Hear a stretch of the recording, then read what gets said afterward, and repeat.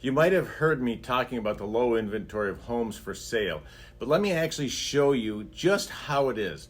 I think you'll be surprised. Look at this graph from Realtor.com. It shows new and active listing counts are very low. New listings are homes that were just put on the market, and active listings are all homes available on the market. Compared to the last few normal years, you can see the difference is significant for both of those metrics.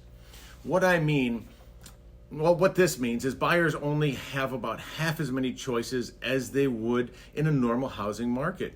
So how does this affect you? Well, the lack of houses for sale benefits you as a seller.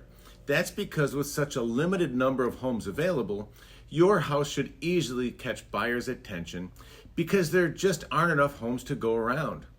If you're ready to explore selling your house, let's get in touch and let's just chat about the process and what's involved. If you're interested at all, give me a call. I'm Jim Starwalt, leader of the Star Home Team at Better Homes and Gardens Real Estate. Give me a call today.